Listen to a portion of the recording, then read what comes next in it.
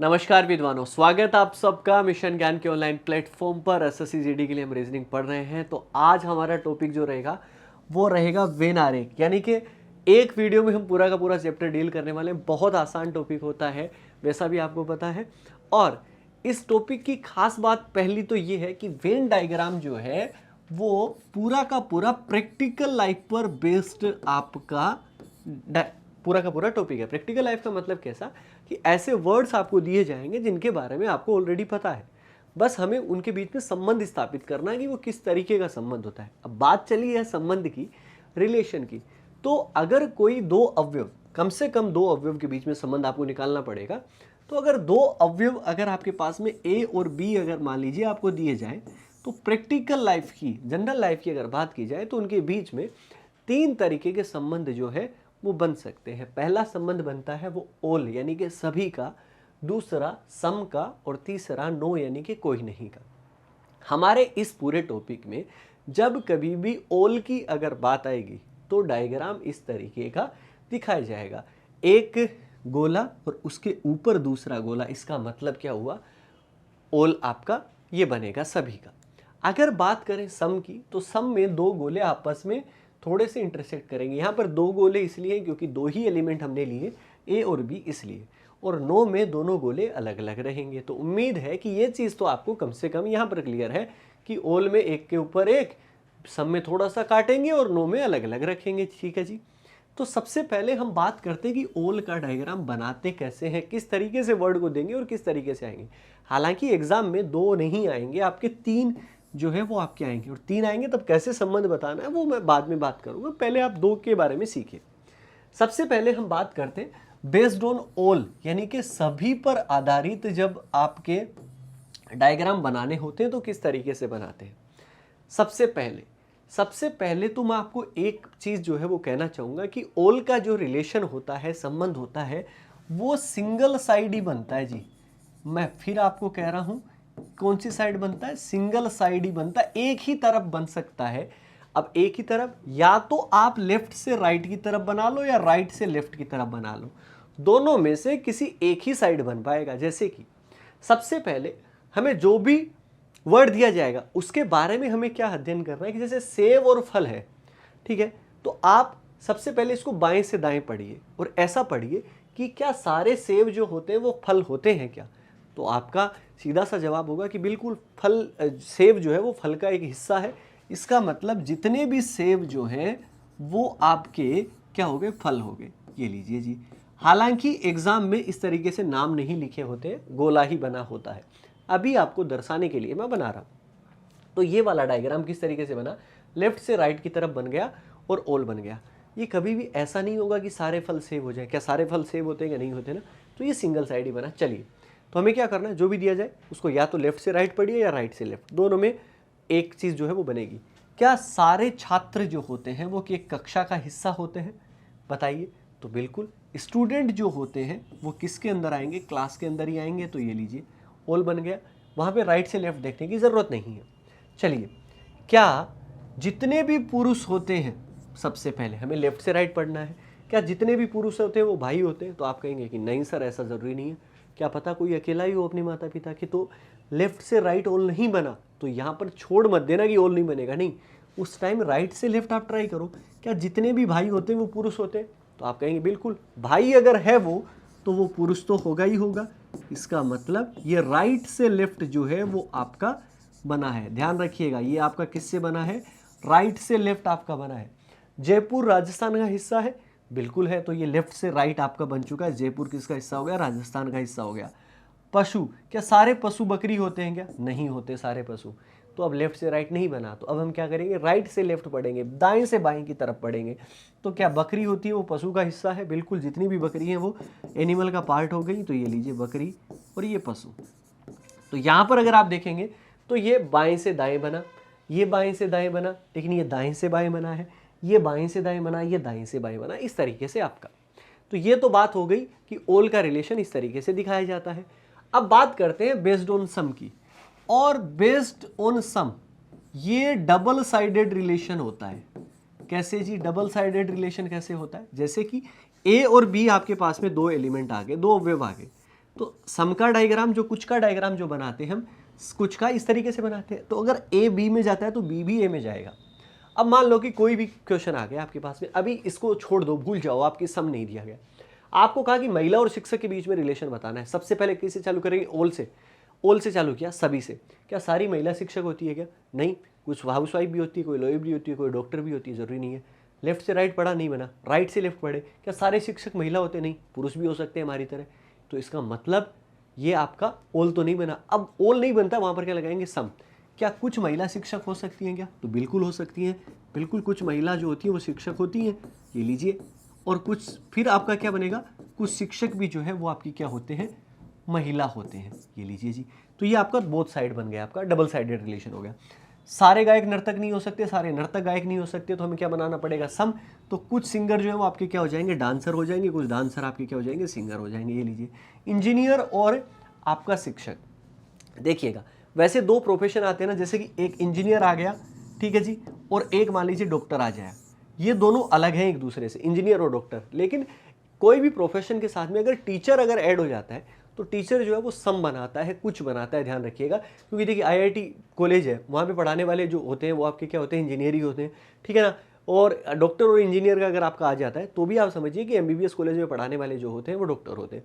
तो इसी तरीके से इंजीनियर और टीचर के बीच में आपका क्या बनेगा? सम बनेगा, ठीक है जी। विद्यार्थी और बुद्धिमान, स्टूडेंट सारे के सारे इंटेलिजेंट हो, जरूरी नहीं है, बट कुछ तो होंगे, और कुछ इंटेलिजेंट आपके स्टूडेंट हो सकते हैं। तो ये इस तरीके से रिलेशन बनेगा सम का, ठीक है जी।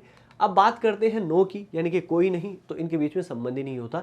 दोनों चीजें एक दूसरे से बिल्कुल ही अलग होती हैं। जैसे कि जयपुर और जोधपुर दो अलग शहरों के नाम है, तो जयपुर अलग हो गया, जोधपुर जो है वो आपका अलग हो गया, ठीक है जी। और ये दोनों अलग है, ये ध्यान रखिएगा। यहाँ पर कार और बस दोनों अलग है, कार अलग है, बस अलग है। हालांकि इनमें नाम नहीं लिखे आएंगे ऑप्शन के अंदर, ये ध्यान रखिएगा, मैं बार बार कह रहा हूँ ये चीज़।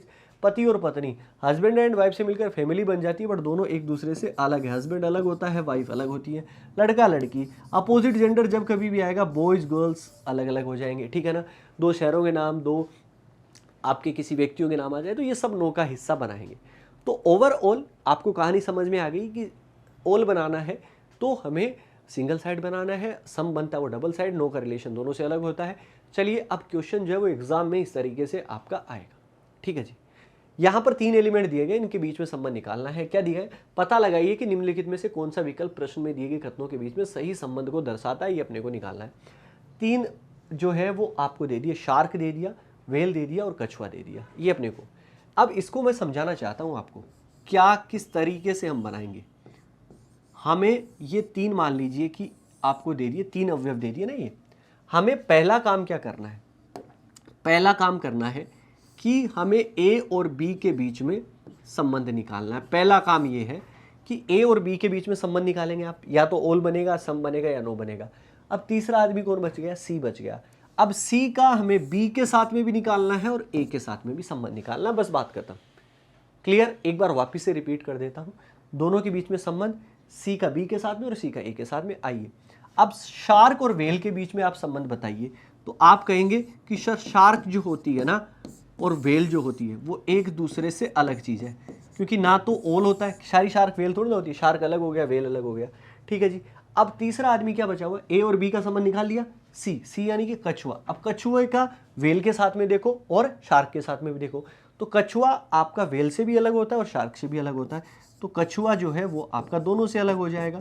इसका मतलब इस तरीके से, तो ये 3 गोले आपके अलग अलग बनने चाहिए, और ये आपको कहां पर मिल जाएगा? ऑप्शन सी में। तो ऑप्शन सी इसका करेक्ट आंसर। समझ में आ गई ये सारी चीज? बिल्कुल आ गई होगी।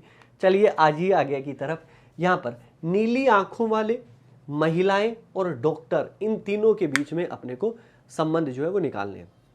ये हम क्या कर रहे हैं?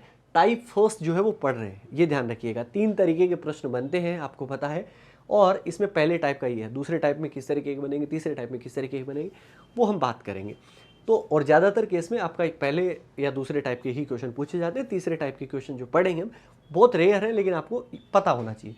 अब सबसे पहले ए नंबर पे क्या है? नीली आंखों वाले, और दूसरा क्या है? महिलाएं। अब आप बताओ, नीली आंखों वाले और महिलाओं के बीच में क्या ओल बन सकता है? क्या आप कहेंगे कि नहीं, सारी नीली आंखों वाली महिलाएं कैसे हो सकती है, या सारी महिलाएं नीली आंखों वाली भी नहीं हो सकती? ओल नहीं बन सकता, तो वहाँ क्या बन सकता है? सम बन सकता है। कुछ नीली आंखों वाले जो होते हैं वो महिलाएं हो सकती है और कुछ महिलाएं नीली आंखों वाली। तो ये आपको पता लग गया कि ये जो नीली आंखों वाली जो है, नीली आंखों वाले और महिला के बीच में आपका क्या बना, यहाँ पर बन गया सम। अब तीसरा कौन बच गया, डॉक्टर। अब डॉक्टर का हमें महिला के साथ में भी निकालना है और इसके साथ में भी। डॉक्टर महिला के साथ में क्या बनाएगा, सम बनाएगा, कुछ का ही बनाएगा, ठीक है ना, ऑल तो नहीं बना सकता। और नीली आंखों वालों के साथ कुछ डॉक्टर भी नीली आंखों वाले भी हो सकते हैं, तो मतलब कुछ यहाँ पर भी बनेगा। इसका मतलब डॉक्टर जो है वो आपका यहाँ पर इस तरीके से। अब 3 सर्कल इस तरीके से आने चाहिए और वो आपको कहाँ पर मिल रहा है, ऑप्शन डी में। तो इसका करेक्ट आंसर जो बना वो आपका ऑप्शन डी बना। उम्मीद है कि ये सब चीज़ें आपको धीरे धीरे समझ में आ रही है। चलिए बढ़ते हैं नेक्स्ट क्वेश्चन की तरफ। क्वेश्चन नंबर 3 आपको क्या कहता है, कीड़े, मक्खियाँ और कुत्ते, ये अपने को निकालना है।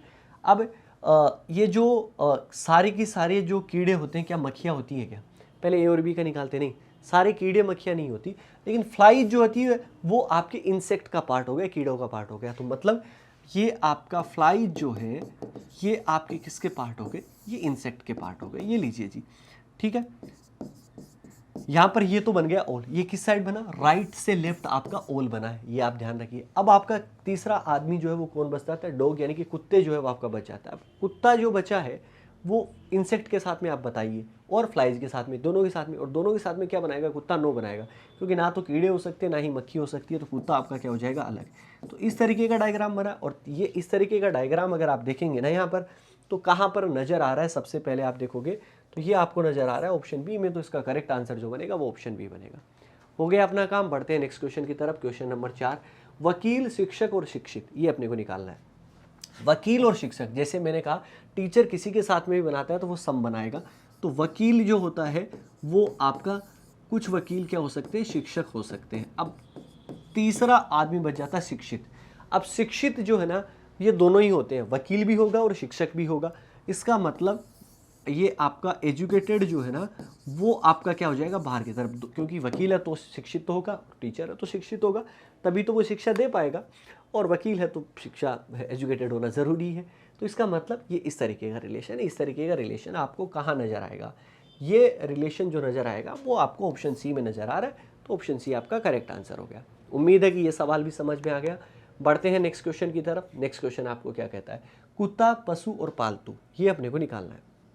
सबसे पहले अगर आप यहाँ पर देखेंगे, कुत्ता और पशु के बीच में रिलेशन निकालना है, तो आप सबको पता लग गया कि जितने भी कुत्ते होते हैं वो आपके पशु तो होंगे ही होंगे, ये तो आपका कंफर्म बन गया। अब इसके बाद में पालतू, पालतू का एनिमल के साथ में भी देखना है और पालतू का कुत्ते के साथ में भी देखना है। हमें ये तो पता है कि पालतू जितने भी होंगे, ठीक है ना, तो वो एनिमल में ही आएंगे, एनिमल का हिस्सा तो हो गए। लेकिन पालतू कुत्ते के साथ में क्या बनाएगा, क्या सारे कुत्ते पालतू होते हैं, नहीं होते हैं, ये ध्यान रखिएगा। कुछ कुत्ते जंगली भी होते हैं। इसका मतलब पालतू और कुत्ते के बीच में जो है वो आपका सम का बनेगा। ये लीजिए, पालतू आपका यहाँ पर बन गया। तो इस तरीके का संबंध बना और इस तरीके का संबंध आपको ऑप्शन सी में नजर आ रहा है। तो इसका करेक्ट आंसर बनेगा वो ऑप्शन सी बनेगा। बढ़ते हैं नेक्स्ट क्वेश्चन की तरफ। यहाँ पर सूर्य, चंद्रमा और तारे। पहले सबसे पहले अगर मैं देखूंगा सूर्य और चंद्रमा, तो सूर्य अलग होता है, आपको पता है। चंद्रमा जो है वो आपका अलग होता है, ये भी हमें पता लग गया। अब तारे का रिलेशन, तारे का चंद्रमा के साथ में देखेंगे तो तारे और चंद्रमा अलग होता है, तो इसके साथ में तो आपका नो का बनेगा, कोई नहीं का। लेकिन यहाँ पर तारे और सूर्य का आपने पढ़ा होगा ज्योग्राफी के अंदर, सन इज अ स्टार, सूर्य क्या है, तारा है। तो सूर्य किसका हिस्सा है, तारा का हिस्सा है, ये लीजिए जी। तो आपका इस तरीके से बनेगा। अब ऐसा कहाँ पर आ रहा है नज़र, ये आपको ऑप्शन डी में मिल जाएगा। इसका करेक्ट आंसर क्या बनेगा, ऑप्शन डी। समझ में आ रहा है, चीज़ें कितनी क्लियर कर दी है मैंने, एक तो मतलब बहुत आसानी के साथ में आप उड़ा सकते हैं। चलिए बढ़ते हैं नेक्स्ट क्वेश्चन की तरफ। निम्नलिखित में से कौन सा वेन का आरेख सही ढंग से संबंध स्थापित करता है सांप, छिपकली और सरीसृप। सांप और छिपकली, स्नेक और लिजार्ड्स के बीच में। अब सांप अलग होता है, छिपकली अलग होती है, आपको पता लग गया। ये लीजिए, सांप हो गया और ये छिपकली हो गई, ठीक है जी। ये दोनों तो अलग हो गए।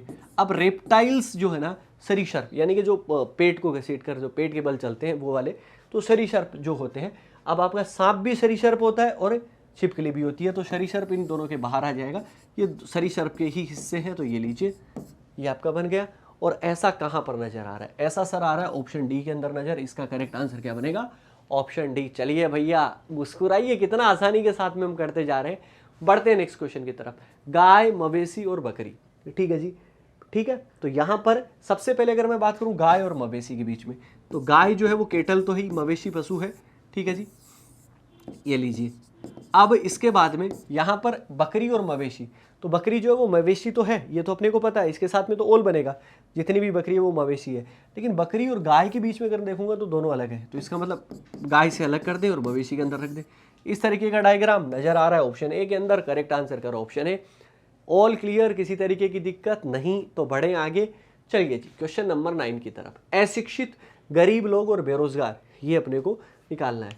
अब देखिए अनएजुकेटेड होता है वो गरीब, ओल बनाएगा क्या? सारे अनएजुकेटेड गरीब नहीं हो सकते, ना ही सारे गरीब अनएजुकेटेड हो सकते हैं। इसका मतलब इन दोनों के बीच में क्या बनेगा? सम बनेगा। तो कुछ अशिक्षित जो होते हैं वो आपके क्या हो सकते हैं? गरीब हो सकते हैं। अब तीसरा जो है वो आपका बचता है बेरोजगार। अब कुछ गरीब भी बेरोजगार हो सकते हैं और कुछ अशिक्षित भी बेरोजगार जो है वो आपके हो सकते हैं, सारे नहीं हो सकते, ये ध्यान रखना। बेरोजगार, ये लीजिए जी। और ऐसा तीन सम का आपका जो है वो किस में लिखा हुआ है? ऑप्शन बी के अंदर। तो करेक्ट आंसर क्या बनेगा? ऑप्शन बी, यही अपने को देखना है। बढ़ते हैं नेक्स्ट क्वेश्चन की तरफ। मछलियां, सांप और पक्षी। अब मछली और सांप के बीच में बताओ, तो आप कहेंगे कि सर मछली अलग है, बिल्कुल अलग है, मछली अलग होती है, सांप जो है वो अलग होता है। अब पक्षी बताओ, पक्षी ना तो मछली है ना ही सांप है, तो पक्षी भी अलग हो गया। तो तीनों अलग प्राणी बन रहे हैं, तीनों अलग आपके किस में लिखे गए हैं? ऑप्शन डी के अंदर। करेक्ट आंसर क्या बन जाएगा? Option D. ये है, ये तरीके हैं, और इस तरीके से करोगे तो गलत होने के चांसेस है ही नहीं। बढ़ते हैं नेक्स्ट क्वेश्चन की तरफ। कीबोर्ड फंक्शन कुंजी, यानी कि फंक्शन की, जिस पे क्या लिखा होता है? F1 F2 F3, ठीक है ना। और अक्षर कुंजी जिस पे लेटर लिखे होते हैं। अब आपको पता है कि कीबोर्ड और फंक्शन कुंजी के बीच में, अब कीबोर्ड सारा फंक्शन नहीं है, बट फंक्शन कुंजी तो किस में होती है? कीबोर्ड में होती है। तो ये आपको पता लग गया, ये फंक्शन आपका किसका हिस्सा हो गया? कीबोर्ड का हिस्सा हो गया, ठीक है जी। लेटर की फंक्शन की से अलग होते हैं F1 F वाले, लेकिन जो अक्षर कुंजी होते हैं वो आपके होते तो कीबोर्ड में ही हैं। तो ये लीजिए आपका, ये दोनों अलग और ये कीबोर्ड के पार्ट हो गए। और ऐसा आपको नज़र जो आ रहा है वो ऑप्शन बी में नज़र आ रहा है। कर दो, हो गया। बढ़ते हैं नेक्स्ट क्वेश्चन नंबर आपका 12। सूर्य, चंद्रमा और परमाणु। अब यहां पर सूर्य और चंद्रमा की अगर मैं बात करूंगा तो सूर्य अलग होता है, आपने देखते ही अब ना सीधा क्वेश्चन पे जाओ। सूर्य अलग, चंद्रमा अलग। परमाणु के तो हिस्से हैं दोनों, ये लीजिए जी। परमाणु एटम के हिस्से हैं, तो यहां पर क्वेश्चन नंबर 12 का आंसर जो बनेगा वो आपका ऑप्शन सी बन जाएगा। ये है तरीके सवाल करने की। उम्मीद है कि ये सब चीजें आपको क्लियर हो रही हैं। बढ़ते हैं अब आगे की तरफ, और आगे कुछ खास है। Type number 2। अब तक हम क्या कर रहे थे? डायग्राम हमें बनाना पड़ रहा था, जो कि हमारे प्रैक्टिकल लाइफ पर बेस्ड है, ठीक है जी। दूसरे टाइप के क्वेश्चन में हमें डायग्राम बना हुआ आएगा। इसमें आपको क्या दिया गया है? सबसे पहले समझिए इस चीज को। दी गई संख्याओं में से जो कौन सी संख्या दी गई आकृतियों में से केवल एक ही आकृति में स्थित है, ये अपने को निकालना है। यहाँ पे क्या बना हुआ है?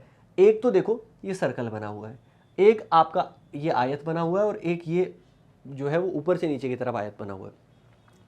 इसमें हमें कहा कि ऐसी कौन कौन से नंबर है जो केवल एक ही आकृति में है। जैसे कि मैं सबसे पहले 8 की बात करूं, क्या 8 को आप काउंट करोगे? क्या नहीं करेंगे। क्यों? क्योंकि देखो ये सर्कल वाले हिस्से में भी आ रही है और ये इस रेक्टेंगल, इस आयत में भी आ रही है, तो नहीं लेंगे आप। क्या 7 को लोगे क्या आप? मैं कहूँगा नहीं। क्यों नहीं लोगे आप? क्योंकि देखो 7 आपका एक तो सर्कल में आ रहा है और एक इस आयत में आ रहा है, तो इसमें भी नहीं लेंगे। क्या मैं इस 6 को लूँगा क्या? आप कहेंगे नहीं लेंगे। क्यों नहीं लेंगे? क्योंकि देखो इस गोले में भी है और इस आयत में भी है, इसको भी नहीं लेंगे। चलिए इसके बाद में यहाँ पर ये 3 आपको नज़र जो आ रहा है, ये आपका किस में है? इस आयत में भी आ रहा है, इस आयत में भी आ रहा है, इसको भी नहीं लेंगे। 4 गोले में भी आ रहा है, इस आयत में भी आ रहा है, इसको भी नहीं लेंगे। लेकिन अगर आप एक देखोगे ना, एक ऐसा नंबर है जो केवल और केवल किस में है? इस गोले के अंदर आ रहा है, तो एक इस आकृति में हो गया। 9 जो है, 9 ये केवल और केवल इस आयत में नजर आ रहा है आपको, तो ये आपका 9 हो गया। इसके अलावा ये 2 जो है वो इस खड़े ऊपर से नीचे वाले आयत के अंदर आपको नजर आ रहा है, तो ये 2 आपका हो गया। तो 1, 9 और 2 ऐसे 3 नंबर ऐसे हैं जो केवल एक ही आकृति में स्थित है। ये आपको कहाँ नजर आ रहा है? ऑप्शन बी में। तो इसका करेक्ट आंसर जो बना वो ऑप्शन बी बना।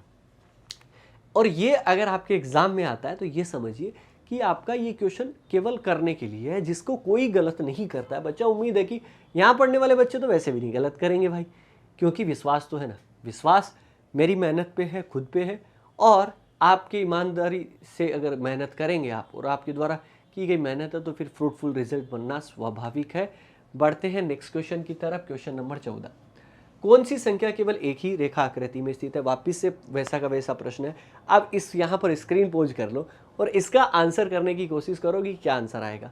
यहाँ पे अगर मैं देखूंगा कि कौन सी संख्या केवल एक ही रेखा आकृति में स्थित है, तो ये आपको देखो 5, एक तो 4 नंबर ऐसा नजर आ रहा है जो केवल एक ही आकृति में स्थित है और 4 ऑप्शन में आ ही रहा है। तो ये चलिए, इसके अलावा तो कोई ढूंढना ही नहीं है क्योंकि सब में सिंगल सिंगल ऑप्शन है, तो आपका काम खत्म हो जाता है। तो यहाँ पर आंसर क्या बनेगा? वो जो बनेगा वो आपका ऑप्शन डी बनेगा। यहाँ तक तो क्लियर है। चलिए बढ़ते हैं नेक्स्ट क्वेश्चन की तरफ। नेक्स्ट क्वेश्चन, क्वेश्चन नंबर 15 आपको क्या कहता है? दिए गए आरेख में त्रिकोण जो है वो डॉक्टर को दर्शाते हैं। ये ट्राइंगल जो है वो आपका किसको दर्शाता है? डॉक्टर को। तो हमने डॉक्टर देख लिया। इसके बाद में वृत्त जो है वो खिलाड़ी को दर्शाता है। चलो जी, ये खिलाड़ी हो गया। इसके बाद में और ये आयत जो है वो गायक को दर्शाता है, गायक को दर्शाता है। यहाँ पर ऐसा कौन सा क्षेत्र है, ये आपको पूछा है, जहां ऐसे डॉक्टर आते हैं जो गायक तो होते हैं लेकिन खिलाड़ी नहीं।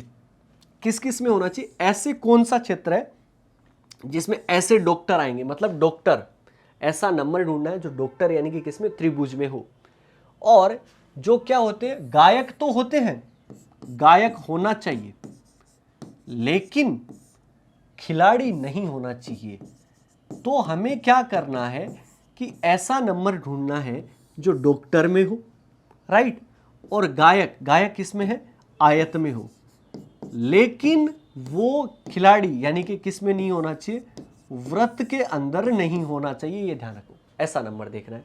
अब ऐसा नंबर देखेंगे तो यहां पर ये डी जो है, डी ठीक है, ये आपका क्या इसमें आपका त्रिभुज में है? तो आप कहेंगे कि बिल्कुल त्रिभुज में है। आयत में, क्योंकि गायक आयत के लिए है तो आयत में भी आपका आ रहा है, ठीक है जी। और वृत्त में नहीं होना चाहिए, वृत्त में है भी नहीं। तो इसका मतलब आंसर क्या बना? डी। तो इसका करेक्ट आंसर बन जाएगा डी। तो यहाँ पर डी किसमें? ऑप्शन डी के अंदर ही है। यहाँ पर सी मैंने क्यों नहीं किया? क्योंकि सी देखिए आप त्रिकोण में भी है, आयत में भी है, लेकिन वो वृत्त में जा रहा है, खिलाड़ी हो रहा है, और हमें मना किया है कि वो खिलाड़ी नहीं होना चाहिए।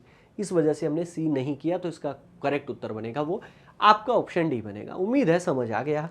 बढ़ते हैं नेक्स्ट क्वेश्चन की तरफ। ऐसे कितने पढ़े लिखे लोग हैं? पढ़े लिखे मतलब एजुकेटेड। ये यहाँ पर क्या हो गया? ये पढ़े लिखे लोग हैं। तो ऐसे कितने पढ़े लिखे मतलब वो त्रिभुज के अंदर तो होना ही होना चाहिए जो नौकरी करते हैं। इसने कितना पूछा? पढ़े लिखे मतलब त्रिभुज में होना चाहिए। नौकरी करने वाले ये हैं आपके, ये नौकरी करने वाले एम्प्लॉयड यानी कि व्रत में, त्रिभुज और व्रत में होना चाहिए, ठीक है जी। अब ये जो रूरल जो आपको दे रखा है, ये रूरल, इसके लिए इसने कहा क्या कि वो होना चाहिए? नहीं कहा। क्या इसने मना किया क्या कि नहीं होना चाहिए? नहीं कहा। तो जब अगर अपने को मना नहीं करे तो हम इसके वाले भी ले सकते हैं, ये ध्यान रखना। सबसे पहले त्रिभुज में होना चाहिए। त्रिभुज में ये 16 है लेकिन ये व्रत में नहीं जा रहा, नौकरी वाले में तो नहीं ले सकते क्योंकि त्रिभुज और व्रत में तो होना ही चाहिए। यहां पर त्रिभुज में भी है 12 और ये आपका व्रत में भी आ रहा है, तो 12 तो ये आपके हो गए। अब देखो एक खास बात आपकी, यहां पर ये जो 6 दिखाई दे रहा है, सर ये त्रिभुज में भी है और इस वाले व्रत में भी है, लेकिन आप कहोगे कि सर इस वाले व्रत में भी तो चला गया ये 6। अरे तो भाई दिक्कत कहां आ रही है? इसने मना थोड़ी किया कि रूरल में नहीं होना चाहिए, तो हम क्या करेंगे? लेंगे। तो 12 और 6 कितने हो गए? 18 लोग हो गए, और 18 आपको कहाँ मिल रहा है? ऑप्शन सी के अंदर। तो यही उत्तर हो जाएगा। अब यहाँ पर ये 22 देखोगे ना, तो 22 त्रिभुज में, इस त्रिभुज में तो है लेकिन ये रूरल में जा रहा है, आपका एम्प्लॉयड यानी कि नौकरी में नहीं है, इस वजह से 22 नहीं लेंगे। बाकी सब त्रिभुज के अंदर कुछ है नहीं, तो इसका करेक्ट आंसर जो बनेगा वो आपका ऑप्शन सी बनेगा। ये वाला सवाल भी समझ में आ गया। और चलिए बढ़ते हैं हम अपने थर्ड टाइप की तरफ। इसमें क्या करना पड़ेगा? डायग्राम भी खुद ही बनाना पड़ेगा और वैल्यू भी उसके अंदर आपको ही खुद पुट करनी है। मतलब थोड़ा सा मैथमेटिकल गेम रहेगा लेकिन बहुत आसानी के साथ में कर सकते हैं। इसमें 2 तरीके के क्वेश्चन पूछे जाते हैं आपसे। या तो जो क्वेश्चन पूछा गया है वो 2 अवयव पर आधारित होगा या फिर आपका 3 अवयव पर आधारित होगा। कैसे चेक करेंगे अवयव वो तो मैं आपको बताऊंगा ही, लेकिन यहाँ पर आप ये देख सकते हैं कि 2 अवयव का डायग्राम आपको इस तरीके से बनाना है, और अगर 3 अवयव अगर आ जाते हैं तो इस तरीके का डायग्राम, मतलब सम का डायग्राम ही आपको बनाना है ओवरऑल, इसके अलावा आपको कुछ नहीं करना। चलिए आते हैं फिर इस वाले प्रश्न में कितने अवयव है, मतलब कितनी चीजों के बारे में बात हुई है, ये बहुत आवश्यक हो जाता है। और यहां पर अगर आप देखेंगे तो 80 छात्राएं कंप्यूटर विज्ञान विद्युत विज्ञान, कंप्यूटर विज्ञान विद्युत विज्ञान, मतलब 2 के ही बारे में बात हुई है। तो यहाँ पर अवयव कितने हैं? 2। तो डायग्राम कैसे बनाएंगे? ये लीजिए जी और ये लीजिए, ये आपका। अब इसमें से एक कंप्यूटर विज्ञान मैंने CS लिख दिया, ठीक है जी, कंप्यूटर साइंस, और विद्युत विज्ञान इलेक्ट्रिकल साइंस या ES लिख दो, या फिर इलेक्ट्रिकल इंजीनियरिंग, जो आप लिखना चाहें वो आपने यहाँ पर लिख दिया। अब सबसे पहले हमें क्या करना होता है कि हमें बीच वाली वैल्यू जो है वो सबसे पहले लिखनी होती है। अगर दी गई है, अगर नहीं दी गई तो हमें निकालनी होती है। सबसे पहले हमें क्या करना है कि 80 छात्राएं ऐसी हैं जो कंप्यूटर विज्ञान और विद्युत विज्ञान दोनों पढ़ती हैं, तो मतलब दोनों में आएगा तो वो बीच में लिखा जाएगा। इसका मतलब ये हुआ, समझ में ये आया कि 80 लोग इसके अंदर आ जाएंगे जो दोनों में पढ़ रहे हैं। अब अपने को क्या कह रहा है? 100 छात्राएं कंप्यूटर विज्ञान पढ़ती हैं, 100 छात्र जो हैं ये अपन बाहर लिखेंगे वैल्यू, 100 कंप्यूटर विज्ञान पढ़ती हैं, और 120 जो है, 120 जो है यानी कि ES जो है वो विद्युत विज्ञान आपकी 120 पढ़ती हैं। तो ऐसे कितने छात्र हैं जो केवल कंप्यूटर पढ़ते हैं? यहाँ पर ये जो 100 लोग हैं ना CS के, ये टोटल 100 हैं, और उसमें से 80 जो है वो आपकी किस में चले गए? ES में भी तो चले गए क्योंकि दोनों में है। अब केवल अगर पूछा है तो हम इस 100 में से 80 जो है वो माइनस कर देंगे। 100 में से 80 माइनस अगर आप करते हो तो कितना बचेगा? 20। तो ये 20 स्टूडेंट ऐसे हैं जो केवल और केवल किस में है? CS में। इसी प्रकार अगर आपको केवल विद्युत विज्ञान में अगर पूछा जाता तो 120 में से 80 अगर आप माइनस कर देते तो कितना बचता? 40 ऐसे होते हैं जो केवल विद्युत विज्ञान पढ़ते हैं। लेकिन यहाँ पर पूछा केवल कंप्यूटर विज्ञान वाले, तो वो आपके कितने हो जाएंगे? 20 हो जाएंगे। करेक्ट आपका। तो इस तरीके से आपको करना है। चलिए बढ़ते हैं क्वेश्चन नंबर 18 की तरफ। क्या कहता है? यहाँ पर कितने हैं? कुल छात्र कितने दे रखे हैं आपको? सबसे पहले तो ये आप देख लीजिए, टोटल आपको दे रखे हैं वो 50 स्टूडेंट आपको दे रखे हैं। 30 को हिंदी पसंद है और 40 को अंग्रेजी। यहाँ पर अवयव कितने हो गए? 2 अवयव, एक हिंदी का और एक अंग्रेजी का। डायग्राम आप बना सकते हैं। ये लीजिए, सम का डायग्राम बनेगा। तो ये आप एक हिंदी का बना लिया हमने, और एक हमने किसका बना लिया? अंग्रेजी यानी कि इंग्लिश का बना लिया। अब सबसे पहले आप समझिए, टोटल कितने हैं? 50 है, जिसमें से 30 छात्र को हिंदी पसंद है, तो कुल 30 छात्र हैं वो। तो हिंदी वाले कितने हैं? 30 है, और अंग्रेजी वाले कितने हैं? 40 है। यहाँ पर अगर आप हिंदी और अंग्रेजी दोनों को जोड़ोगे तो 30 और 40 कितने हो गए? 70। लेकिन कुल तो कितने हैं? 50। कितने ज़्यादा जा रहे हैं? सर 20 स्टूडेंट ऐसे हैं जो आपके ज़्यादा जा रहे हैं, तो 20 जो है वो आपकी इन दोनों के कॉमन हिस्से में आ जाएंगे। 20 यहाँ पर हो गए।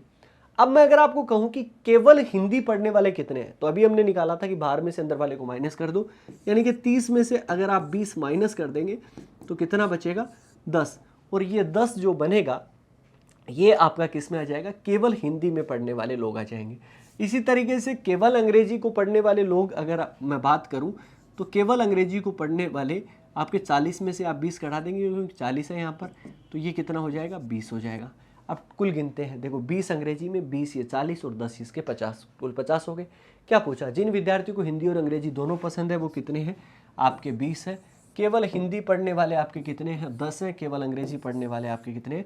20 हैं। इस तरीके से आपके ये आंसर हो गए फर्स्ट, सेकेंड और थर्ड के। तो उम्मीद है कि ये सवाल आपको बहुत अच्छे से क्लियर हुआ, और हम वेन डायग्राम का पूरे टॉपिक को यहीं पर देते हैं विराम, और चीज़ों को इसी तरीके से आप देखते रहिएगा, समझते रहिएगा। और भी कोई क्वेरी आए तो आप कमेंट बॉक्स में कुछ लिख सकते हैं, इससे संबंधित कुछ पूछना हो आपको। प्रैक्टिस सेशन में हम जब भी मिलेंगे तो वेन डायग्राम की हर एक क्वेश्चन को आपको उड़ाना है। मुलाकात होगी आप सभी से ऐसे ही एक बढ़िया टॉपिक के साथ। ख्याल रखिए, सुरक्षित रहिए और जुड़े रहिए मिशन ज्ञान के साथ। जय हिंद, जय भारत।